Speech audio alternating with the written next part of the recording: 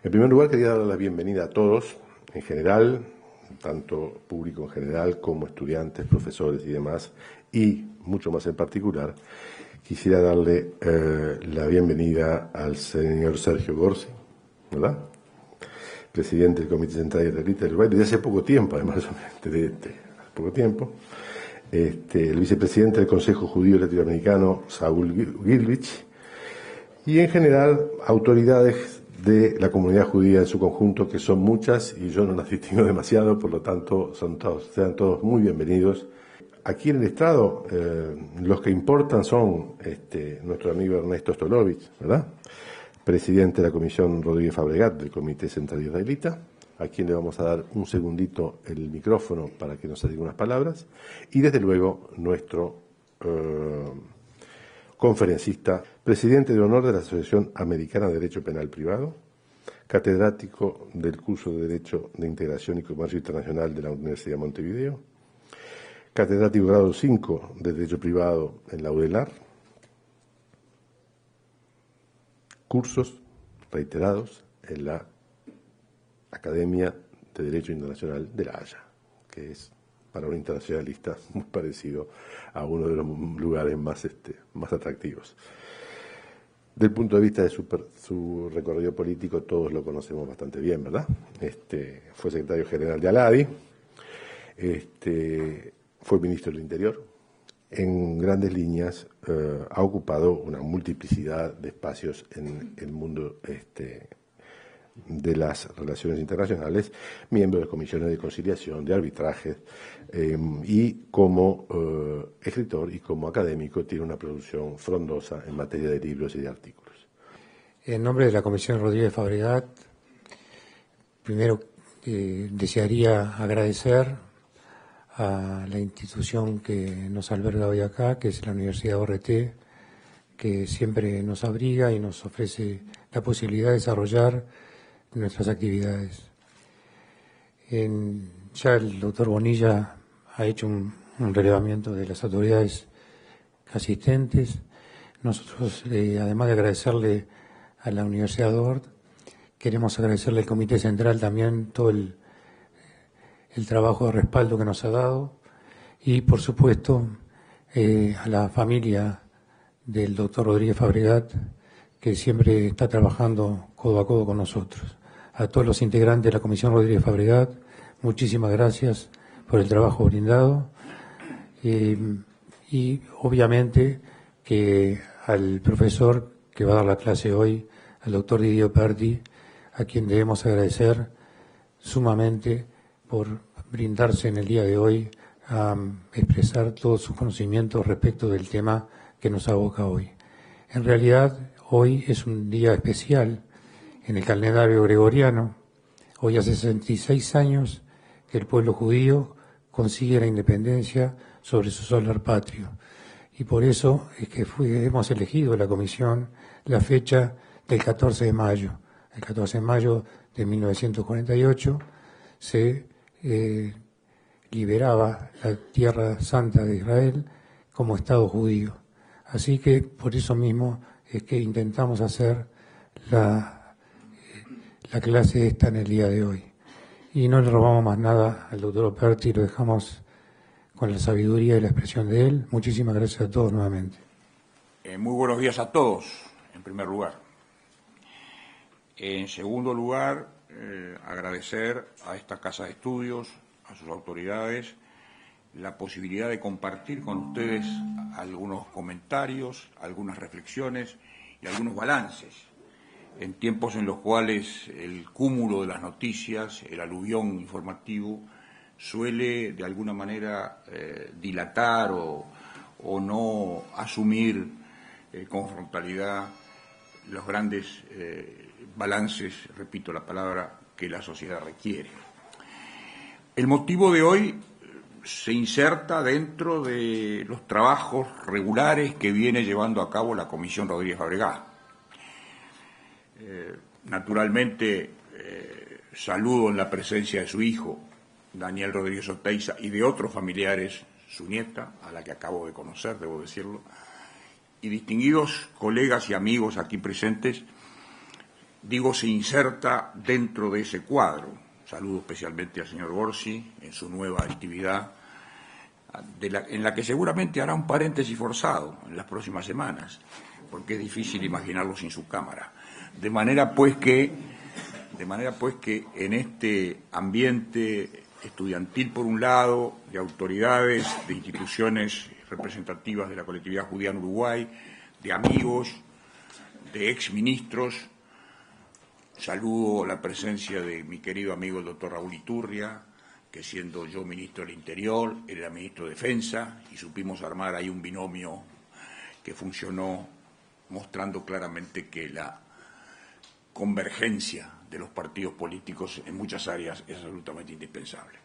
Saludo también la presencia de Elías Blut, con el cual trabajamos durante 5 años, todos los martes especialmente, Día del Acuerdo, y quien fuera el nexo, el vínculo que me trajo hoy aquí, a esta casa. Hecha esta breve referencia introductoria, quiero entrar de lleno en la consideración de algunos aspectos de la figura de Rodríguez Fabregá, tema este que ya ha sido asumido por esta misma Casa de Estudios en distintas oportunidades, razón por la cual mucho de lo que aquí yo diré ya es conocido. Por eso preguntaba antes de sentarme en esta mesa cómo se componía la parte no conocida por mí del público, que son los estudiantes, y el nivel de estudios en que se encuentran. Y la respuesta, claro, fue la de que era un espectro muy amplio de clases del curso regular y, por lo tanto, tengo que asumir que mi exposición habrá de ser promedial, como solemos hacerlo también con el amigo Oyenta en otras universidades. Enrique Rodríguez Fabregá, como es conocido, nace en San José de Mayo. No voy a hacer su biografía, obviamente, pero sí tener algunos datos de encaje, diría yo, para poder a partir de ellos configurar el diseño de una figura, si cabe la repetición. Nace en San José de Mayo en 1895 y muere en Montevideo en 1976. Quiere decir que es un contemporáneo. 1976 está muy cerca en la historia si uno lo mira desde una perspectiva del tiempo histórico.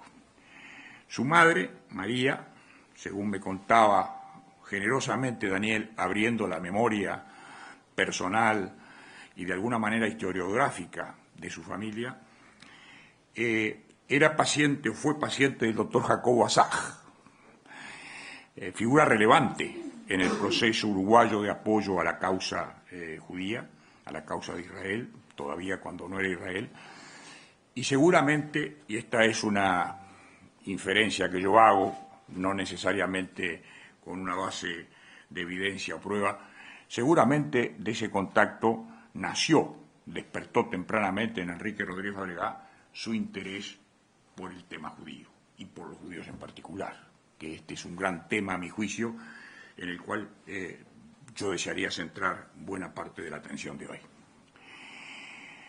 Rodríguez Fabregá fue un hombre de las letras, fue profesor, fue maestro, fue periodista, fue negociador, fue diplomático, pero también fue político, fue ministro de Instrucción Pública en los años 1927 y 1929, antes había sido diputado, entre 1923 y 1933. En 1933, con motivo del golpe de Estado, como efecto del golpe de Estado, es expulsado del país. Fue el orador en el sepelio de don José Valle Ordóñez, dato importante, el 29 de mayo de 1929. Quiere decir que no fue un hombre exclusivamente dedicado al ámbito recoleto de las letras o al ámbito un tanto protocolar por momentos del servicio diplomático. Fue un hombre en su estatura global. Y se trata de recordar aquí y hacer memoria de este tipo de personalidad, porque la historia de los países se construyen con un gran relato, Y Rodríguez Fabregá, a mi juicio, es parte de ese gran relato.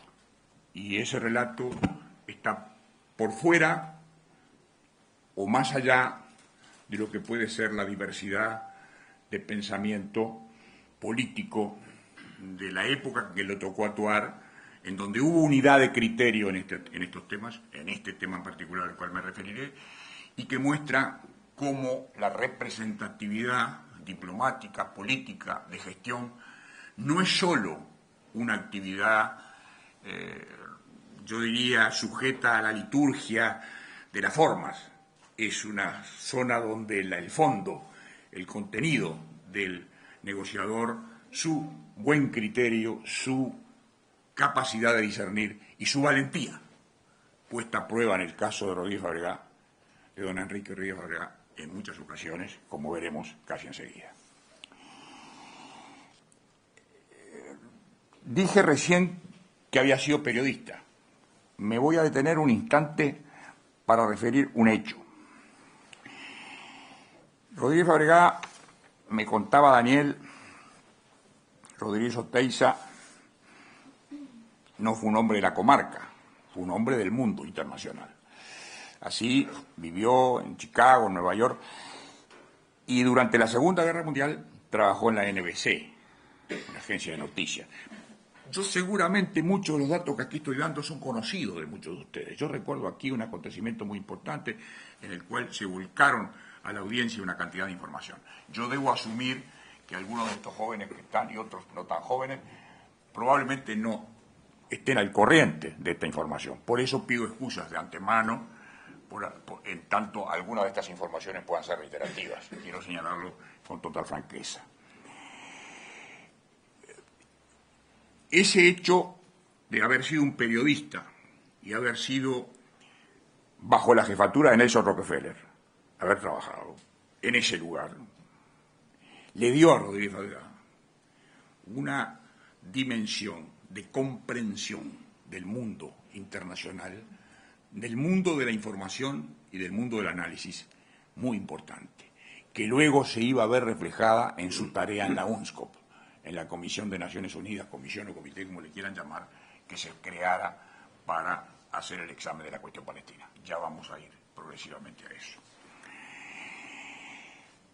Antes de situarme en el Enrique Rodríguez Fabregá, en Naciones Unidas,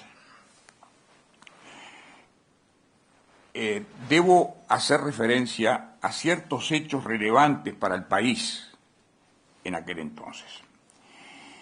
En 1945, al firmarse en San Francisco la Carta de Naciones Unidas, allí entrevista a Rodríguez Fabregá a don José Cerrato, al ingeniero José Cerrato, expresidente de la República, figura de extraordinario nivel en la época, entonces en ese momento ministro de Relaciones Exteriores y presidente de la delegación uruguaya en San Francisco, quien pronuncia un discurso cargado de contenido en donde habla de la integridad territorial y habla de las fronteras y el derecho a las naciones.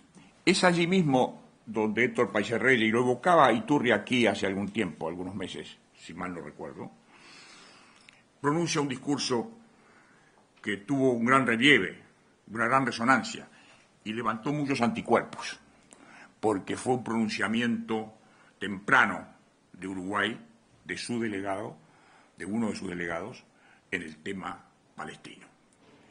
Incluso se le acercaron en los pasillos de la sede de la reunión algunos delegados de países árabes, y no árabes, pero contrarios a esa, o por lo menos que no simpatizaban con esa posición, a expresarle un cierto malestar, que en los términos diplomáticos malestar significa estar en contra, es decir, la lectura de las palabras requiere a veces una sintonía. En el caso mío no es profesional, porque como yo suelo decir un tanto en broma, un tanto en serio, no soy ni diplomático de carrera, ni de media carrera, sino a la carrera.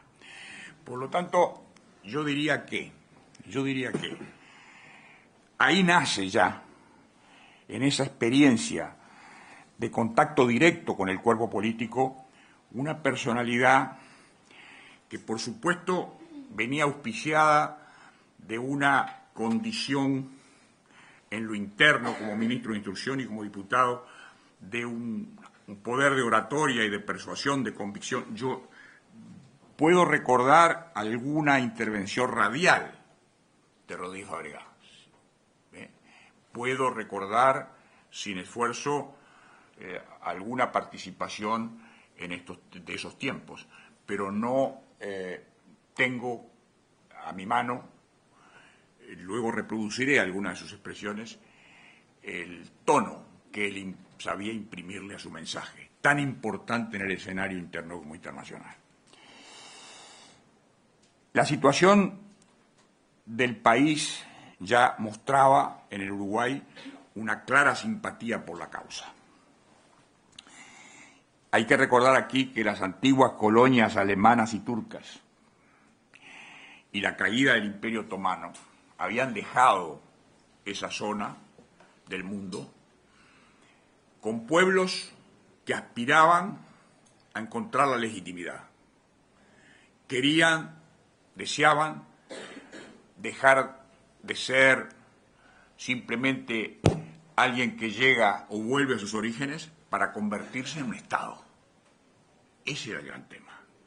Esta población que había comenzado ya a comienzo del siglo XX, en la primera década del siglo XX, a instalarse en esa zona, pueblos judíos que venían de distintos lugares, luego eso acrece notoriamente con el nazismo, es decir, huyendo del nazismo llegan otros aluviones de gente, y entonces en ese momento ya la situación mostraba una presencia judía muy fuerte en la zona de Palestina.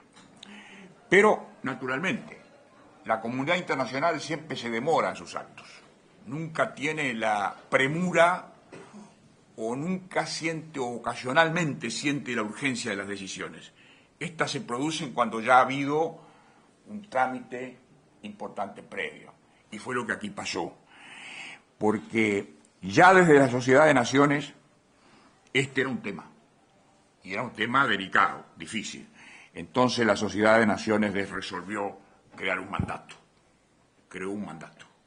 La figura del mandato que viene de la Sociedad de Naciones. La Carta de Naciones Unidas tiene el fideicomiso, no el mandato. Pero la Sociedad de Naciones reflejaba el poscolonialismo de una manera más gráfica que la propia Carta de Naciones Unidas. Y ahí se le confía este territorio a la administración internacional. Y se le confía a Gran Bretaña.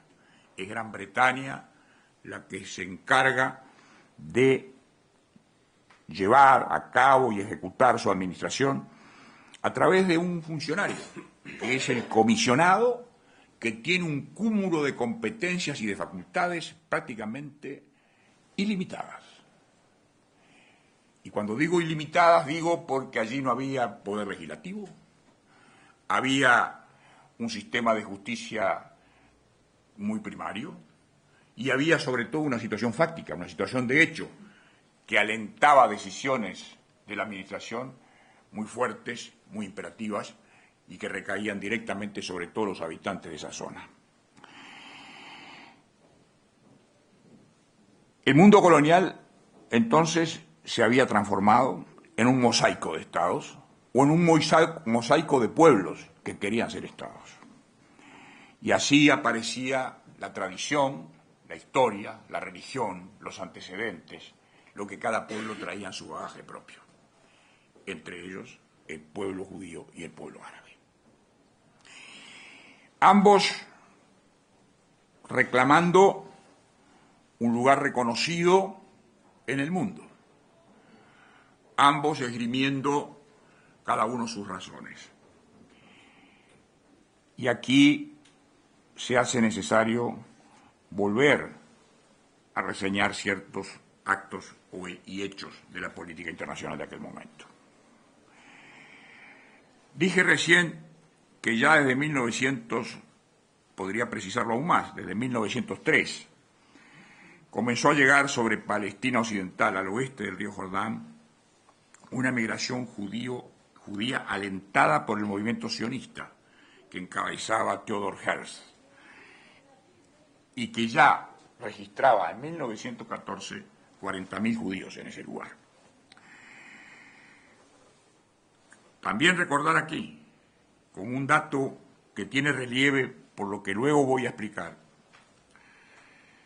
que los árabes habían sido aliados de los ingleses en la lucha contra los turcos y uno de los factores activos en la caída del Imperio Otomano. Por lo tanto, había una deuda histórica de Gran Bretaña hacia los árabes. Elemento este que juega notoriamente como un gran contrapeso en el proceso de negociación que lleva finalmente a la resolución de Naciones Unidas del 27 de noviembre de 1947 y a la resolución del 14 de mayo de 1948. Inglaterra había tenido una posición, por lo tanto, de expectativa vigilante en algunos casos, en otros de militancia opuesta a la creación de un Estado judío en la zona. No quería darle señales a los árabes que pudieran, diría yo, licuar lo que había sido su alianza, pero en 1917 el ministro inglés de Relaciones Exteriores, Arthur Balfour, se pronuncia a favor de concederle a los judíos un Estado nacional en Palestina, 1917, que según la aspiración de los propios judíos no podría ser menor en su extensión a 100.000 kilómetros. Recordar que tiene 22.000 en los actuales momentos, aproximadamente. 22.255, si el dato que manejo es correcto. Según datos publicados, ¿no? Esta declaración de Balfour, o de Balfour, no sé realmente el apellido, suena como francés, sería Balfour. Lo que pasa es que pronunciar un apellido inglés en francés es casi un acto de desafío, ¿no? Ahí sí se generarían verdaderamente anticuerpos, ¿no?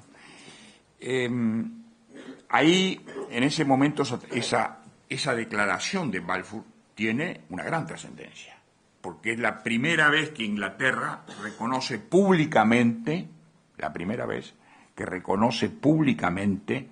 la necesidad de concederle a los judíos un Estado nacional. Un Estado nacional. Alberto Guani, que fuera canciller de la República, en la Sociedad de Naciones en 1920 ya hace una declaración favorable a la creación de un Estado sionista. Y esta es una de las repercusiones más directas que tiene el discurso Balfour, o la declaración Balfour, como se le llama, o Balfour, o Balfour, no sé. Acá tengo lingüistas especializados que podrían indicarme. Tengo otras palabras aún más difíciles cuando reseño algunas otras palabras del hebreo que yo las voy a pronunciar en una lectura absolutamente castellana. Es decir, en ese momento ya Uruguay, 1920, y esto es bueno que lo sepan los estudiantes y que los mayores, que ya lo saben, lo recuerden, ya se pronunciaba a favor de la creación de un Estado nacional judío. Como dije recién, iban llegando a Palestina más colonos judíos y es Churchill el que declara su apoyo a la posición judía, don Winston Churchill, y es Roosevelt, presidente de los Estados Unidos, que también expresa su simpatía por la causa judía. Claro está, como nos recuerda el presidente Sanguinetti en una de sus anotaciones y conferencia dictada en esta casa, en el momento en el cual el tema ingresa a pedido de Inglaterra en Naciones Unidas, año 47, ya había muerto Roosevelt y Churchill había perdido la elección. Quiere decir que cuando el tema llega a Naciones Unidas, los dos sostenes de gran apoyo internacional con que contaba la causa judía no estaban presentes. Eso dificultaba en mucho la negociación y eso explica muchos de los avatares que tuvo la comisión. La Segunda Guerra Mundial había producido una tregua, incluso más. En ese momento hay que recordar que los judíos se unieron a Inglaterra en la lucha contra el nazismo, obviamente. Ahí era otra la causa que dominaba, ya no era la causa del Estado Nacional. Y esto muestra también cómo tuvo ese pueblo, esa nación, todavía no Estado, la sabiduría de relevar lo más representativo de la historia, de lo que estaba aconteciendo. ¿Qué era lo importante? La lucha contra el totalitarismo, la lucha contra los que habían perseguido tempranamente al pueblo judío y lo habían tomado como uno de los rasgos definidores de su política, el exterminio racial como una bandera, la bandera sobre la cual se basaba buena parte del mensaje hitleriano. Es decir, esta sintonía con la causa de Inglaterra y de los aliados, luego contra Alemania e Italia, luego también Japón, fue una decisión muy sabia, a mi juicio, en aquel momento de los dirigentes judíos. ¿Qué pasaba dentro de la zona de Palestina? Esto está notablemente narrado en este libro. Que me lo obsequiara, creo que ya está configurado delante de testigos calificado que este libro es mío ya a esta altura, ¿no, Daniel?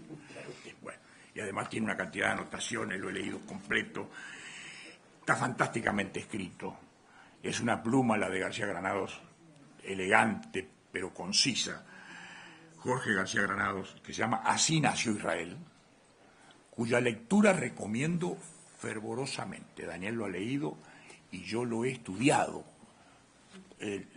con detalle, porque aquí está contado, como quizá pudo haberlo contado Rodríguez Fabregat en su momento, cómo funcionó el proceso que trajo como consecuencia las resoluciones de Naciones Unidas, a la que he hecho por ahora una simple referencia.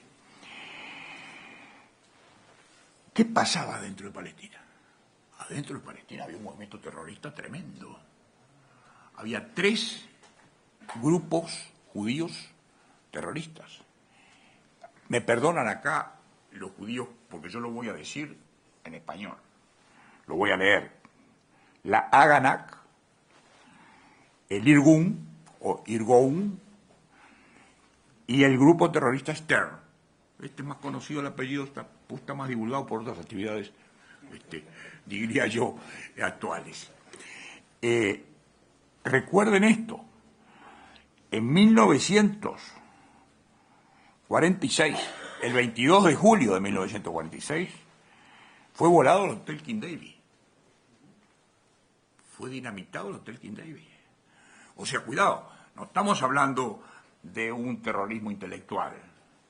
Después voy a contar un poquito algunos detalles que Rodríguez Fabregat también y su hijo me ha comentado de la entrevista de Rodríguez Fabregat con Begin, que era la figura más representativa, Menachem Begin, o Begin, según le llama en el libro García Granados, era la figura más emblemática del movimiento revolucionario en Palestina. ¿Qué pasaba en ese momento con la causa judía en Uruguay? Ya había terminado la guerra, había un movimiento terrorista palestino en el territorio. ¿Qué pasaba con Uruguay? Uruguay hizo de la causa judía no una causa solo de los judíos. Y esto es interesante observarlo. Porque pudo haberse convertido exclusivamente en una causa ligada a un pueblo y no una causa adoptada por el país. No fue así. Y ahí se constituye un comité pro-Palestina que se reúne en el Ateneo, en el viejo y prestigioso Ateneo, que es presidido por Augusto Turén, decano de la Facultad de Medicina, obviamente no judío, y al que integran figuras tan notables como Celedonio Nini Silva, Carlos Abater Casti, Antonio Grompone, Justino Jiménez de Arechaga. Tengo acá el privilegio de tener entre mis amigos y concurrentes al embajador Jorge Taliche, que me honra con su presencia y que fue un directo amigo y compañero de faenas de estudios del doctor Jiménez de Arechaga en su oficina jurídica. Héctor Pache Reyes, que también integraba obviamente ese comité, Hugo Fernández Atucio, Óscar Secoyauri y otros. Es decir, figuras muy representativas del pensamiento y la actividad uruguaya en sus distintas manifestaciones estaban en el comité pro-Palestina. Quiere decir que la causa de los judíos no era solo una causa de los judíos, era una causa que se había convertido en una causa nacional. Y esto es muy importante tenerlo presente permanentemente, porque esto hace a la política exterior.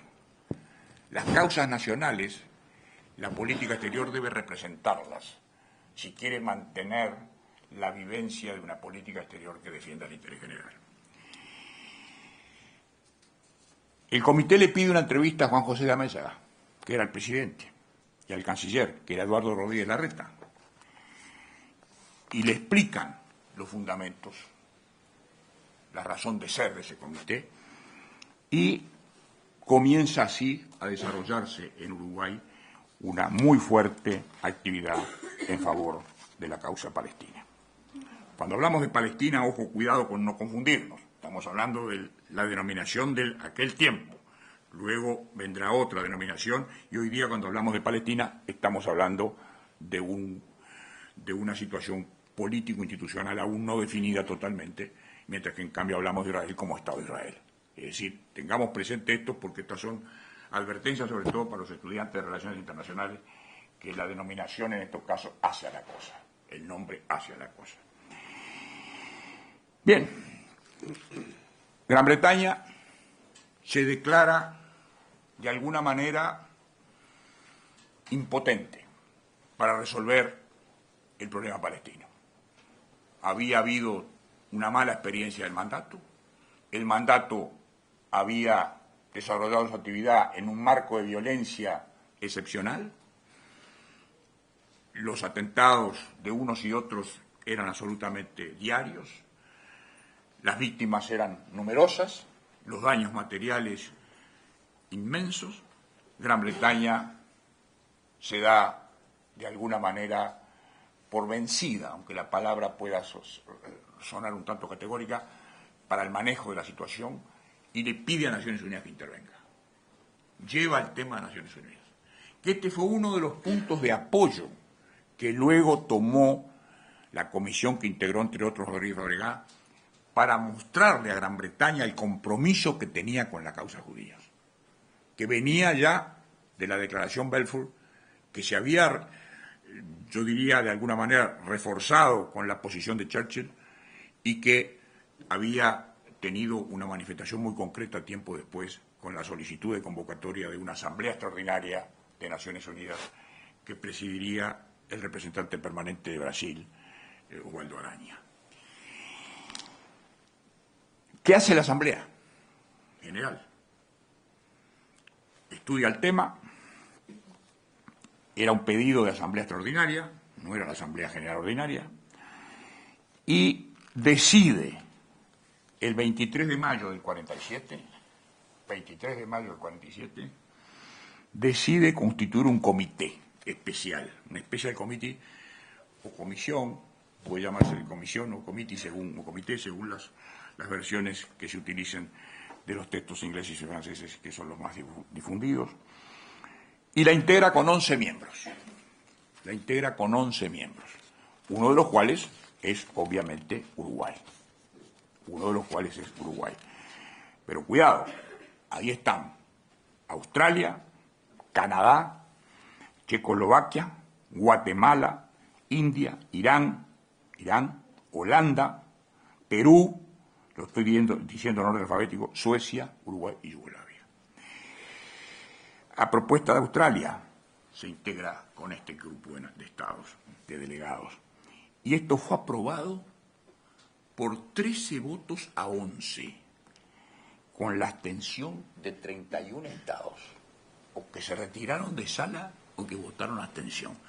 La comisión nacía no bajo los mejores auspicios, porque nacía y se encontraba con una actitud de reticencia, de aparente desinterés, aunque una lectura más profunda revelara que lo que había era también que muchos de los estados no querían volcarse contra uno de los 5 grandes, que era Inglaterra, y no querían tampoco entregar la causa a Rusia, que aparecía muy activa en este conflicto.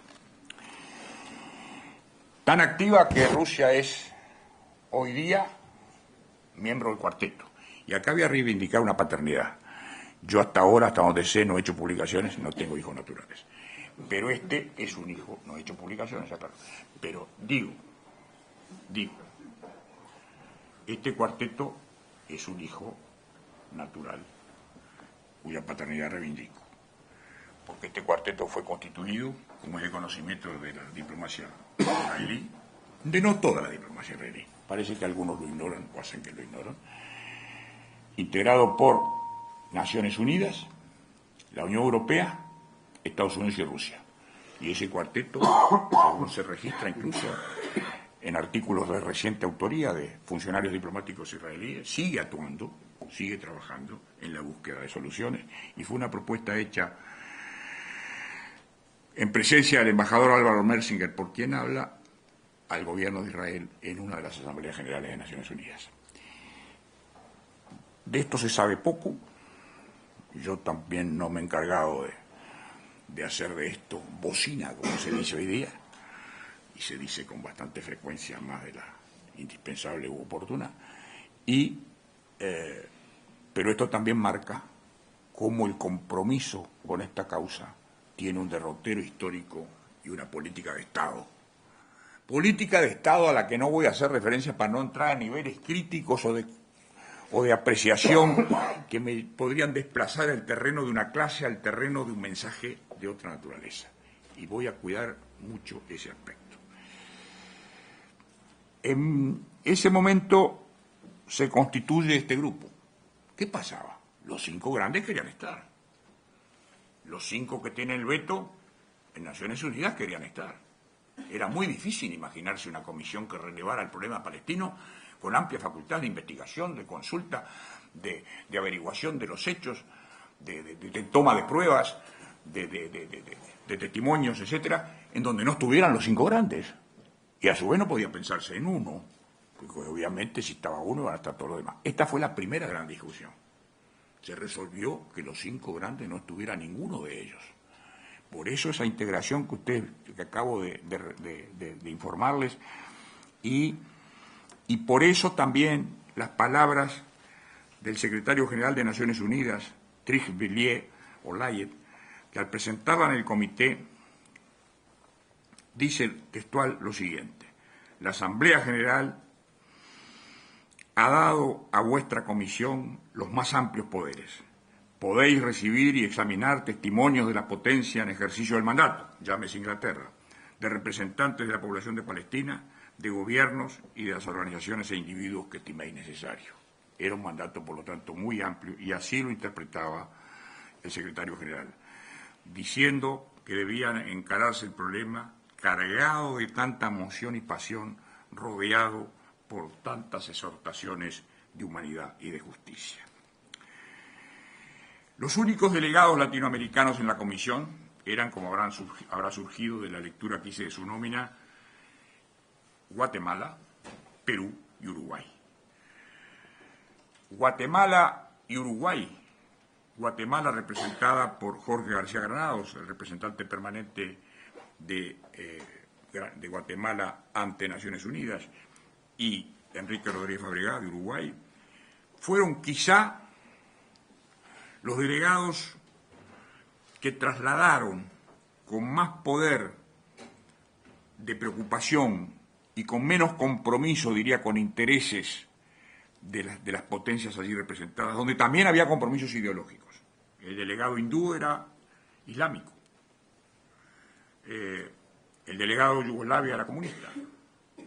El delegado de Suecia, que fue el que presidió la comisión, Sandström, era un ex juez muy conservador y muy atenido a las formas. Cada personaje tenía sus características y cada personaje de esta comisión veía el tema palestino desde su propio belvedere. No había una media, una visión promedio, había una visión que le hizo decir a alguno de ellos en algún momento: acá, en lugar de una comisión, hay tantas comisiones como delegados.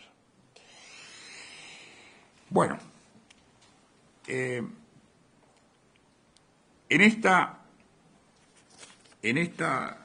este raconto nace, por lo tanto, la UNSCOP, la llamada UNSCOP, así aparece en la sigla inglesa. En agosto del 46 se había producido en Uruguay la visita del director del Departamento Latinoamericano de la Agencia Judía, el señor Moshe Tov. Y en abril del 47 Uruguay había comenzado a examinar cuidadosamente el estudio sobre la situación palestina. Quiere decir que cuando llega esta comisión y se integra, Uruguay expresa su interés en integrarla, porque Rodríguez Fabregá, entre otras de las condiciones que le adornaban o que le calificaban, era la de ser un fiel representante de las políticas del Estado uruguayo. No era un francotirador que se largaba por sí mismo. Representaba una política que se había venido formalizando a través del tiempo. Y aquí cabe recordar, por la oportunidad en que estamos, que siendo presidente de la Cámara de Diputados, el señor Luis Valleverres, que fuera presidente de la República, pronuncia en el año 46 un discurso en Avenida Graciada y Colonia, en el cual levanta también la causa judía. Y que al propio Valleverres y a su ministro de Relaciones Exteriores, Castellanos, le entregan el Comité Pro Palestina, luego de la resolución de noviembre del 47, la solicitud para que reconozca el Estado de Israel. Es decir, ha habido un compromiso político que se perfila a lo largo de las distintas estaciones que este recorrido ha tenido, que no lo podemos dejar de considerar a la hora de examinar los hechos del pasado y los hechos del presente. Perdonen que yo me tome mi tiempo para hacer algunas referencias de interconexión que pueden hacer perder aparentemente el hilo cronológico. He optado no exclusivamente por un hilo cronológico, sino por un hilo conceptual, que de alguna manera relacione un episodio con otro. Cuando comienza a funcionar esta comisión, en aquel momento la delegación de Uruguay estaba integrada por el representante permanente, que era el profesor Oscar Seco Yauri, Enrique Rodríguez Fabregá y el ingeniero Edmundo Sisto como asesor técnico.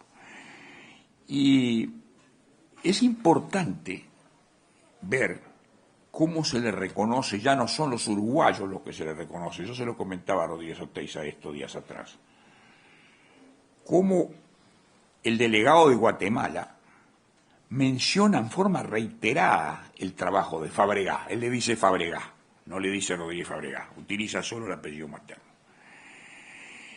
Y lo menciona permanentemente por su valentía, por su percepción, por su realismo, por su inteligencia. Y en algún momento dice el profesor Fabregá, que así lo identifica, me acompañaba firmemente en todas nuestras luchas dentro de la comisión. Y yo mismo, dice García Granados, veníamos de un continente donde todo es movimiento y cambio.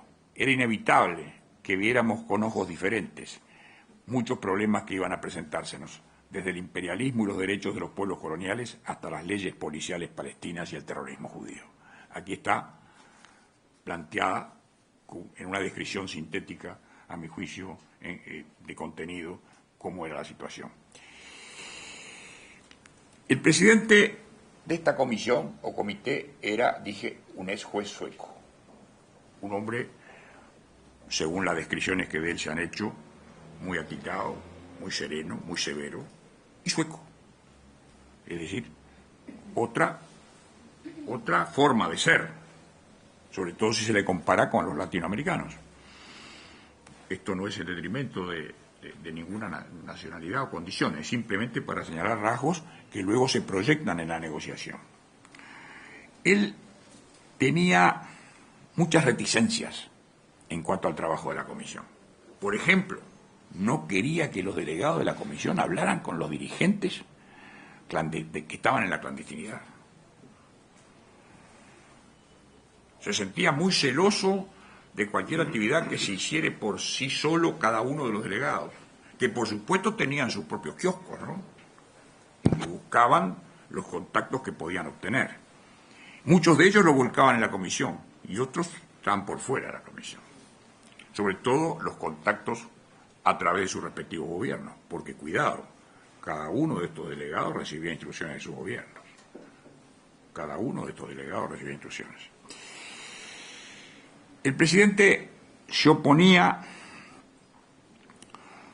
y García Granados y Fabregat, como dice Rodríguez Fabregat, estaban a favor de reunirse con homenaje a Begin.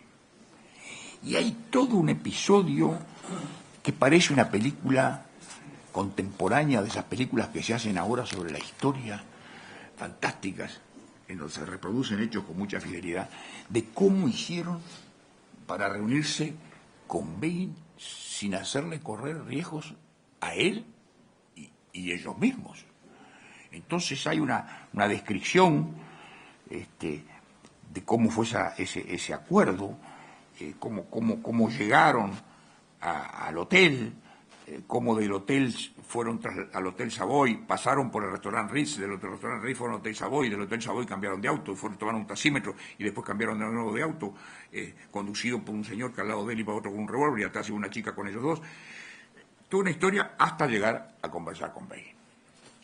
Cuando llegan a hablar con Begin, y esto es importante tenerlo presente, Begin estaba en una posición muy cerrada.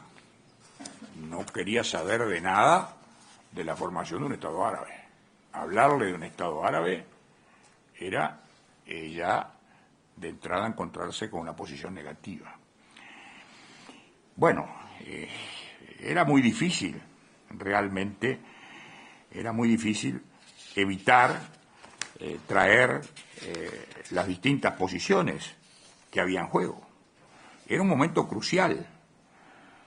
Era un momento crucial, porque la comisión había distintas simpatías, muchas de ellas no expresadas públicamente.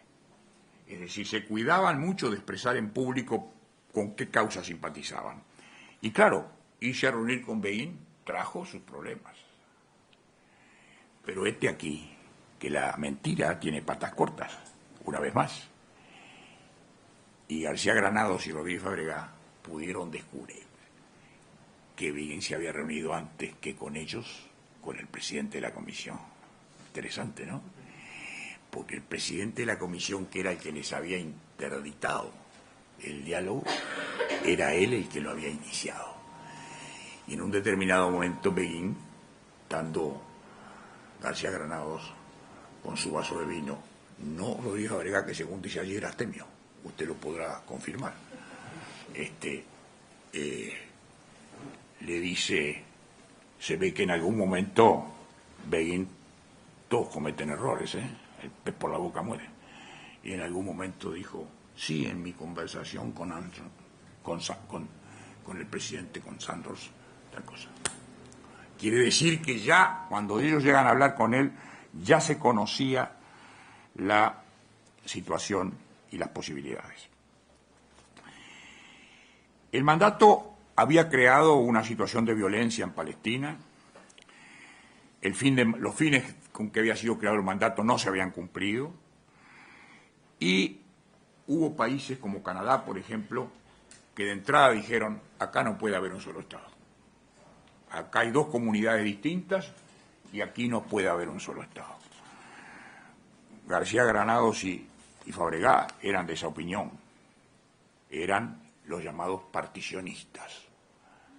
Había tres posiciones que fueron las que le explicaron a Begin. Una, crear un Estado federal. 2, crear 2 estados. 3, crear un solo Estado, unitario.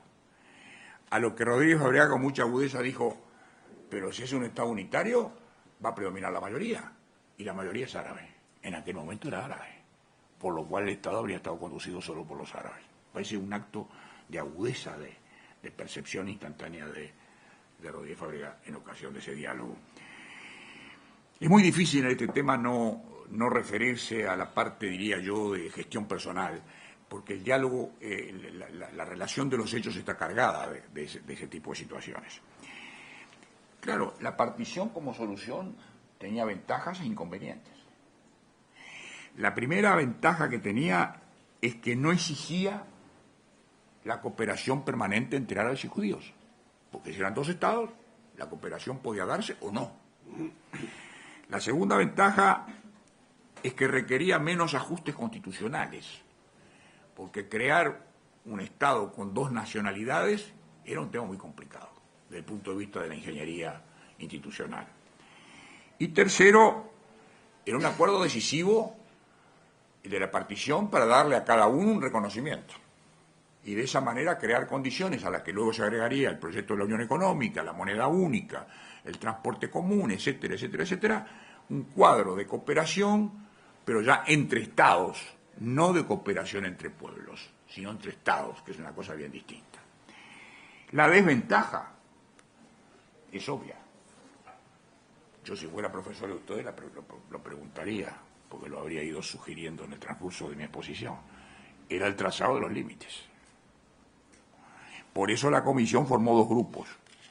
Un grupo relativo a la partición misma y un grupo relativo a los límites. Porque los límites había una discusión fue sugerido esto por el presidente, por Armstrong, y varios delegados ya desde el comienzo señalaron que la única solución posible era la partición. Pero había otros que en cambio seguían hablando del Estado federal. El delegado hindú, que era muy activo, se oponía claramente a una solución particionaria. Y tenía su influencia, claro, de alguna manera era un ser que venía de la época inglesa. Entonces, había que también fijar la finalización del mandato. Si nacían nuevos estados, había que terminar el mandato. Y desde que terminara el mandato hasta que se constituyeran los estados, los 2 estados, había un periodo de transición. ¿Cuánto duraría? ¿Cuánto tiempo tendría? Etcétera. 2 años, 1 año, 60 días, ¿cuánto daría? ¿Y quién impondría la fórmula? ¿Quién haría efectiva la fórmula de la división? Eran otros argumentos. Porque una vez declarada la existencia de los 2 estados, alguien tenía que ocuparse de hacer el seguimiento para que en los hechos fuera así. Esa era una dificultad también mayor. La mayoría sostenía que debería ser Inglaterra, porque Inglaterra conocía mucho la zona, había estado allí muchos años, y por lo tanto era la que estaba en mejores condiciones de discernir la distribución que marcaba el mapa ofrecido por la Comisión. El tema, por lo tanto, no era nada sencillo, y finalmente,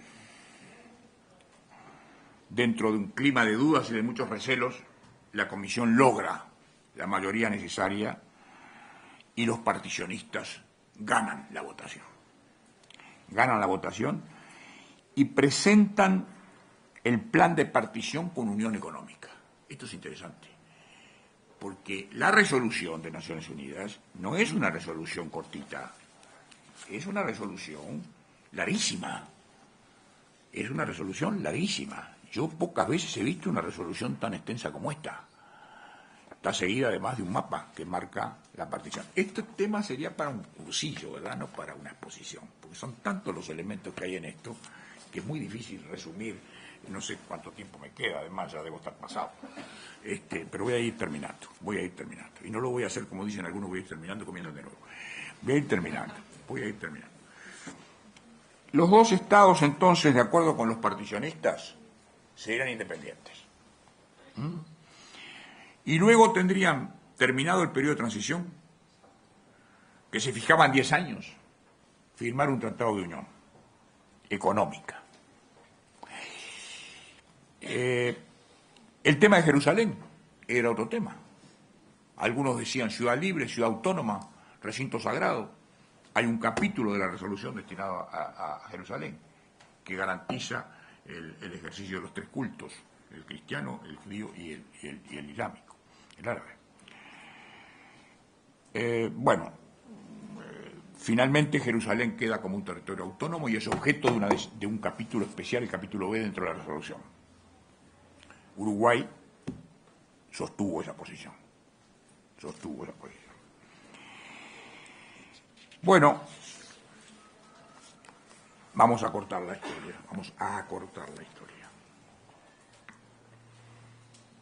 La situación llega al siguiente punto.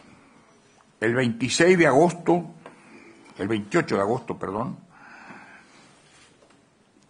el grupo de límite no había llegado a un acuerdo. Sin ello, la propuesta sería incompleta. ¿Cómo la Asamblea General iba a resolver el problema de la creación de dos estados cuyos límites no se conocían? Y el tema de la Galilea Occidental, si se le daba a los árabes, quedaría separado del Estado. Y lo mismo ocurriría con el oeste del Negev, si se le daba a los judíos. Y además los judíos habían hecho importantes inversiones en Galilea, por lo cual ese era un tema muy sensible.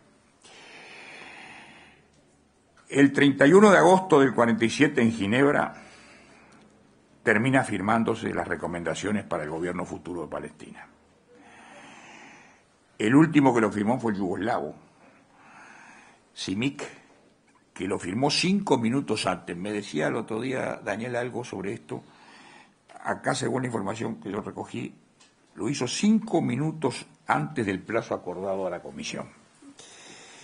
2 semanas después se reúne la Asamblea General, la comisión presenta su informe, obviamente, y en Lake Sasses se reúne, como es conocido, la Asamblea General. Y este tema es una asamblea extraordinaria, pasa a ser el tema central. La votación preliminar comenzó el 24 de noviembre en la subcomisión primera, que es la Comisión de Asuntos Políticos. Se rechaza la propuesta de la subcomisión segunda de un Estado federal.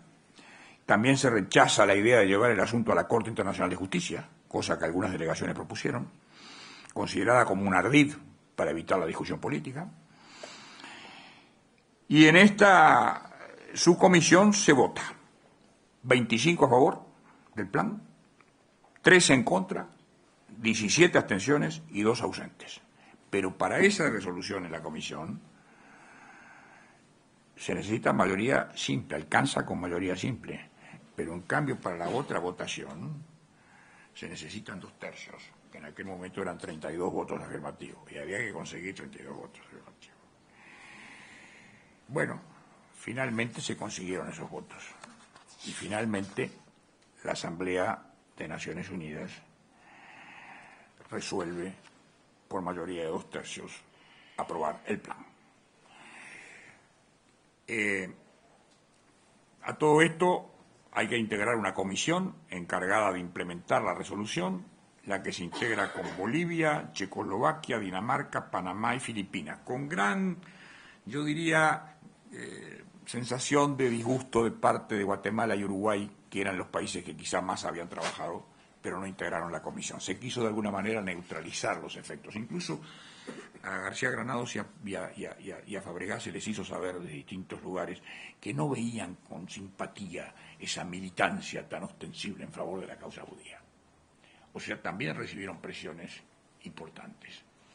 Lo cual hizo que García Granados, por ejemplo, declarara sin instrucciones de su país el reconocimiento del Estado de Israel el mismo día, el 14 de mayo del 48, el mismo día en que se aprueba la resolución particionaria. Y Uruguay lo hace algún tiempo después y es el 4º país en el reconocimiento. Israel también en el 48 será aceptado como Estado miembro de las Naciones Unidas. Como digo, esto daría para mucho más. He querido simplemente hacer una breve reseña, acotada obviamente, pero no quiero concluirla sin volver un poco al epicentro de la convocatoria y al marco de la convocatoria. El epicentro, Rodríguez Fabregá, el marco de la comisión. Y por eso me voy a permitir leer unos párrafos del discurso de Rodríguez Fabregá ante la Asamblea de las Naciones Unidas el 26 de noviembre del 47, donde fijó la posición uruguaya.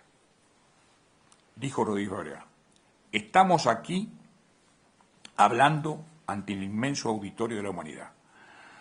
Raza o pueblo, raza o religión, un mismo común denominador de persecución y sufrimiento ha determinado el drama de este sector de la humanidad. Los que combatimos desde antes contra toda forma de discriminación, los que creímos que cuando la Carta de las Naciones Unidas vedó toda diferenciación entre los hombres por razón de raza, lengua, religión o sexo, se había cumplido un extraordinario avance en el progreso moral del mundo. Consideramos también que la solución planteada, la que planteaba la Comisión Especial, que consiste en dar una oportunidad territorial al pueblo judío, significa realizar en los hechos una victoria contra todos los actos de discriminación racial que han pretendido crear la forma de una raza superior sobre el sometimiento, la persecución o la esclavitud de los hombres. ¿Por qué es necesario que exista un Estado judío?, se pregunta Rodríguez Fabregá. Para terminar justamente esa forma de discriminación, de persecución contra un sector de la humanidad. ¿Y qué carga y qué pruebas han sido las suyas? En nuestros tiempos, en nuestros últimos tiempos, nadie soportó como él, se refiere al pueblo judío, carga de tal naturaleza. Llegó el nazismo e inauguró su régimen, no ya de persecución racial, sino de exterminio racial. ¿Hasta cuándo y hasta dónde hemos de seguir asistiendo, determinando y manteniendo las condiciones de la reiteración de este holocausto, solo porque en el tratamiento político de este problema el sentido de la humanidad desaparece ante cierta forma de razonamiento? Hemos de llamar a una especie de lotería de la caridad internacional, una expresión absolutamente feliz, lotería de la caridad internacional, promoviendo el buen corazón de las Naciones Unidas para que reciban, para que acojan en grupos, en lotes, a los que sobrevivieron de los exterminios, porque en algún momento se quiso limitar el número de judíos que podían llegar a esa zona.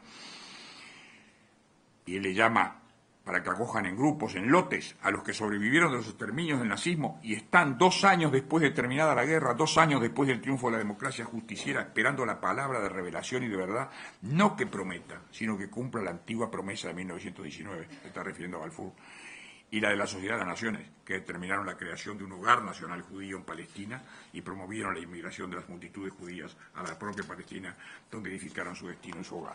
Y termina diciendo: sabiendo la carga de responsabilidad que esto significa, pero comprendiendo que es necesario terminar el quebranto y el drama de los pueblos de Palestina, es necesario, y árabe, es necesario transformar el hogar nacional del antiguo mandato en el Estado y en las 2 naciones que por este proyecto se crean.